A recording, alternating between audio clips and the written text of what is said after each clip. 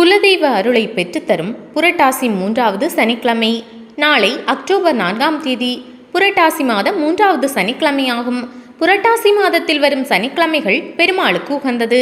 அன்று நோன்பு நோற்று உபவாசம் இருப்பது மிகவும் நல்லது.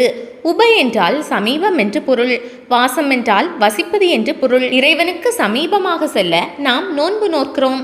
புரட்டாசி சனிக்கிழமைகளில் காக்கும் கடவுளாகிய திருமாலை வேண்டி விரதம் இருப்பதால் சனி பகவானால் ஏற்படும் தொல்லைகளிலிருந்தும் மூதாதையர்கள் சாபங்களிலிருந்தும் விடுபட பெருமாள் அனுக்கிரகம் செய்கிறார். புரட்டாசி சனிக்கிழமை விரதம் இருப்பவர்கள் முதலில் வீட்டில் பூஜை அறையை சுத்தம் செய்து கோலமிட வேண்டும். பின்னர் அலமேலு மங்கையுடன் கூடிய வெங்கடேச பெருமாள் படத்தை அலங்கரிக்க வேண்டும். இரு பக்கங்களிலும் 5 முக குத்து விளக்கை ஏற்றி வைக்க வேண்டும்.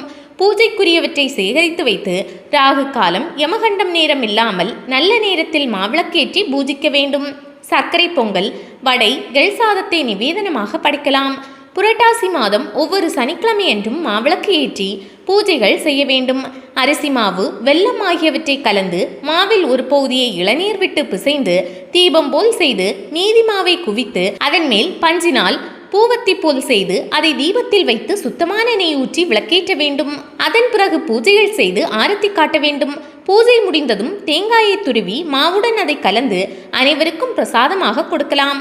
துளசி, தண்ணீர், புளிசாதம் மற்றும் எலுமிச்சை சாதம் வைத்து வேங்கடவனை வழிபடுவதும் துளசி, தாமரை மற்றும் குங்குமத்தால் அர்ச்சிப்பதும் விசேஷம். புரட்டாசி 3வது சனிக்கிழமை விரதத்தை மேற்கொண்டால் குலதெய்வத்தின் அருள் கிடைக்கும், செல்வம் செழிக்கும், துன்பங்கள் விலகும்.